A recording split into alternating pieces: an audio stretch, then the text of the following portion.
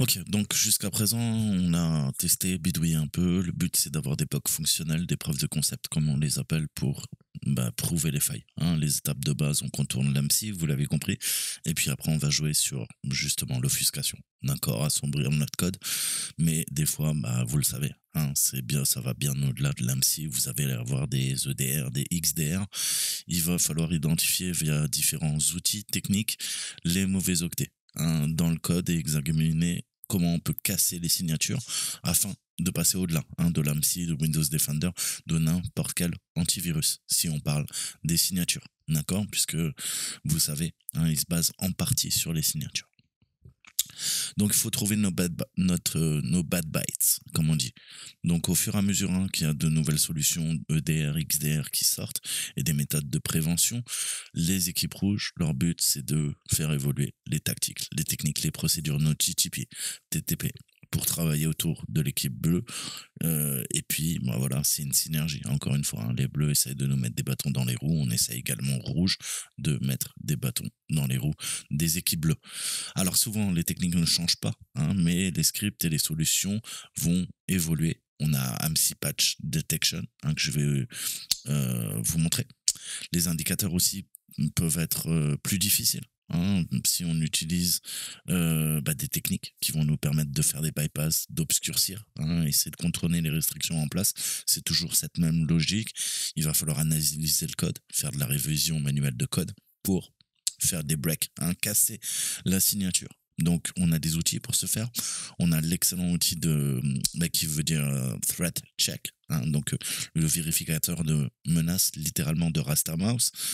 On a Defender check aussi, hein, donc c'est vraiment deux outils de choix qui vont tout simplement ingérer un fichier en entrée, hein, et ensuite ils vont vous donner, pour vous faire gagner du temps, les octets, d'accord, qui sont attachés aux signatures. C'est-à-dire qu'en modifiant ces octets, vous modifiez de facto la signature qui n'est plus dans le fichier de signature de l'antivirus, et vous le contournez. Ou pas, hein, parce que des fois, c'est de multiples techniques qu'il va falloir chaîner. D'accord. Alors, je vous conseille toujours, hein, de bosser sur une machine virtuelle, vous le savez, pour tester et modifier le code. On va désactiver l'antivirus puisque les outils qu'on va utiliser techniquement sont assimilés à des virus, puisqu'on fait de l'offsec, hein, on n'est plus dans le monde des bisounours. Alors, j'irai les paramètres.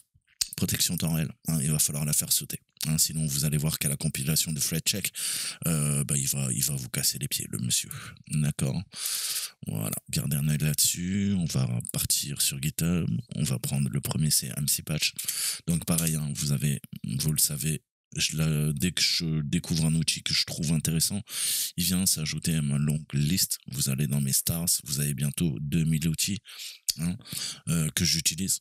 Pas au quotidien, mais que j'utilise des petits outils, c'est ma toolbox. Hein, voilà, c'est pas pour me faire de la pub, c'est juste que vous savez, au cas où j'oublierai de mettre les outils dans une de mes vidéos, vous savez que sûrement il se retrouvera dans mes étoiles, mes stars. Hein, vous en avez 1900 actuellement. Bref, passons. Donc revenons à notre ami. Donc il est là, c'est un SLN, il va falloir le compiler, ça date de il y a 3 ans, projet Visual Studio 15. Ok, donc j'espère que on va pouvoir voir un petit peu un petit patch detection. Il n'y a aucune documentation, il est sympathique lui. Alors, on va se le télécharger, c'est pas grave. Ou je vais le cloner carrément. Oui, c'est pas grave, les deux. Donc, on va venir le décompresser, le mettre sur le bureau. On va venir monter le projet. Ok, donc il nous faut compiler. Il faudra peut-être downgrader le projet ou l'upgrader. Je sais pas trop, on va voir s'il y a besoin de décharger le projet, afficher les détails. Ouais, il y a des mises à jour tout le temps. Est-ce que j'ai besoin vraiment de le faire? On va gérer les paquets de nuggets. Package introuvable, d'accord. Bon, on va essayer de compiler en une CPU. Hein, on va voir si ça passe ou pas.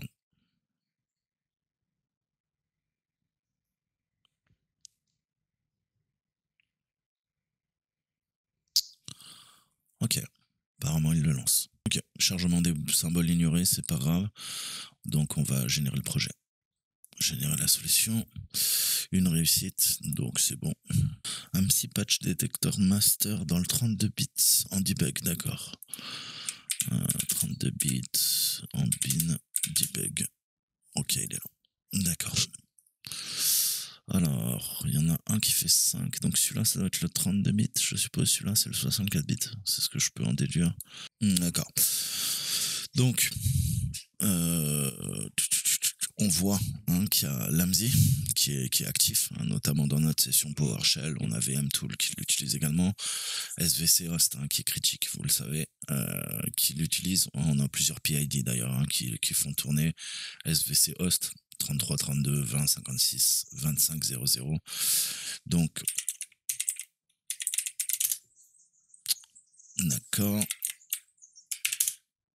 Là, ça passe. Ça a été encore patché. Je l'avais patché de la dernière fois de toute façon, donc j'avais pas redémarré la machine. C'est normal qu'on puisse commencer à injecter. Donc là, l'AMSI ne va pas devenir un problème, mais voilà un petit outil que vous allez pouvoir ajouter tout simplement à votre toolbox, j'ai envie de dire. Hop. Et pareil, sur la commande OVM comme sur mon Kali, vous savez que j'ai ce principe d'arsenal. Je compile et je me crée mon arsenal avec ma toolset, ma boîte à outils. Donc ça, c'est AMSI patch.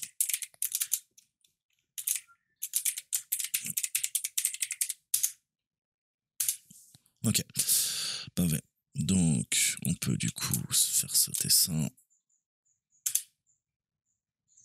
C'est ouvert dans le projet. Ouais, on va fermer ça.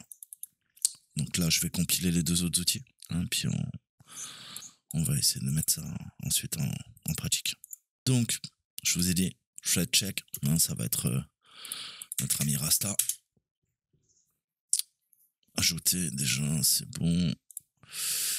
Donc pareil, on va faire la même chose. Enregistrer. Et ensuite, on va prendre Defender check. Voilà, et c'est pareil. Vous voyez le délire. Pour mieux comprendre, c'est toujours cette logique. Ça va analyser et ça va nous parler des bad bytes. Et c'est ça qu'on va venir patcher visiblement. Voilà. Des bad bytes. Je peux pas, j'aurais dû mettre sur pause. Bon, je vais vous montrer de toute façon, quoi qu'il en soit. Donc c'est pareil, c'est dans mon repo. Si vous avez besoin de récupérer tout ça. Ok.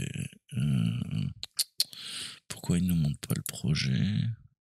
Générer.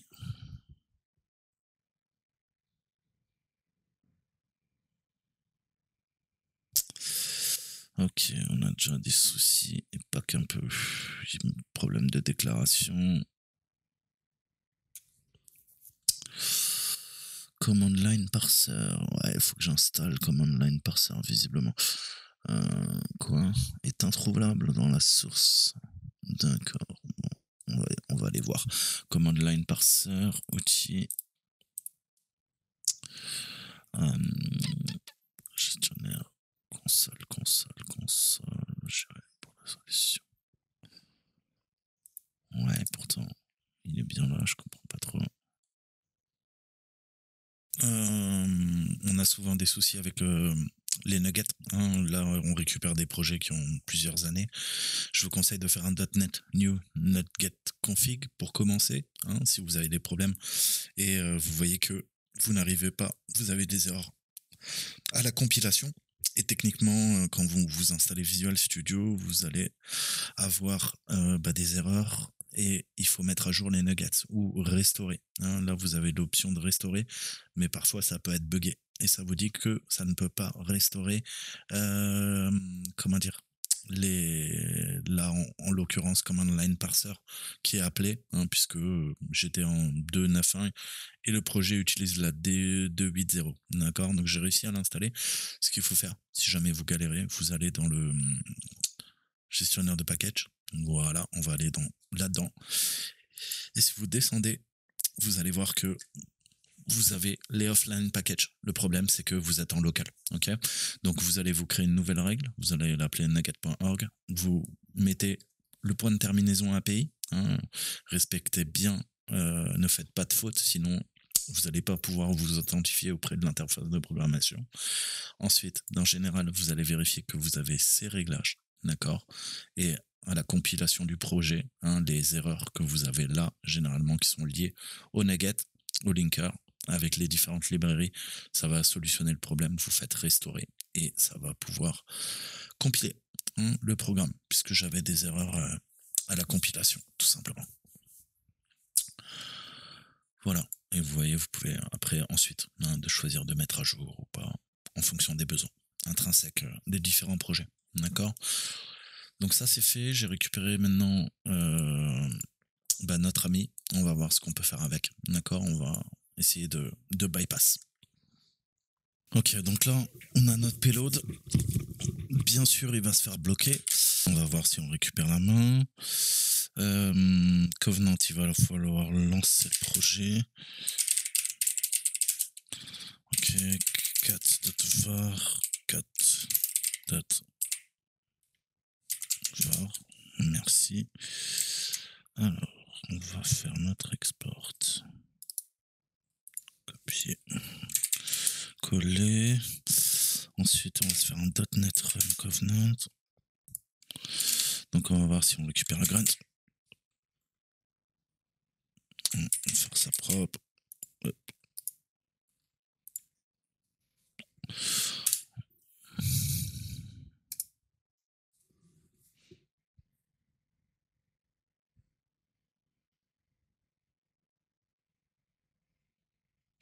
« 21 000 caractères plus tard.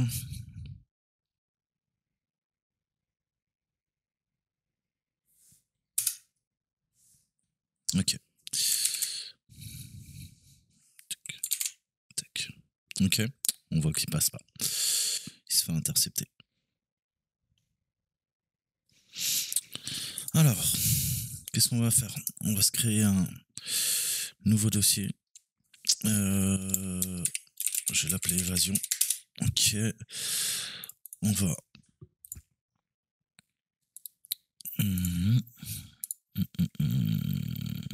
Historique des protections. Je sais pas ce qu'il est content. Embedded base 64. Donc là, on voit bien, hein, déjà au niveau du payload, il voit que malgré les subterfuges, donc malgré les techniques d'encodage, hein, on voit qu'il arrive à détecter. Donc c'est bien, quoi, hein, il fait bien son boulot. Il voit que c'est un virus. Donc on va aller dans exclusion.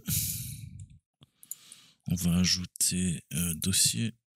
Bien sûr, sinon on va se faire intercepter dès qu'on va placer la charge utile. Pas vraiment intéressant pour nous, donc c'est pour ça qu'on fait ça. Évasion, on va le mettre en whitelist pour que Windows Defender nous le défonce pas dès qu'on fait le transfert.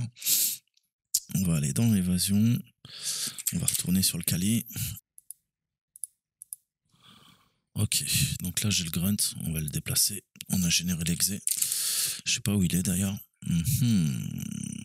Très très bonne question. Il doit être dans mon home. Toto. Téléchargement. Et on doit avoir le grunt, ouais. Ok.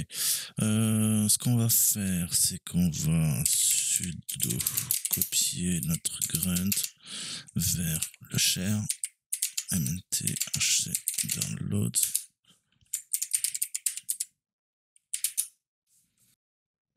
C'est la croix à la bannière, les amis. On va peut-être maintenant pouvoir s'amuser. Ok, donc on va aller dans notre répertoire. Quoi? C'est des relapses. Ouais, c'est des desktop. Ouais, c'est des évasions. Ouais. Ok, on a notre grunt. Donc on a notre grunt qui est là. Maintenant, il va falloir que je copie. Qu'est-ce qu'on a vu? On l'a mis dans Arsenal. Dire. Ouais. On va dans flat check. Dire. Ok, donc je vais copier tout. Wildcard. Vert. On sort de 1. Et tu mets dans évasion. Ok.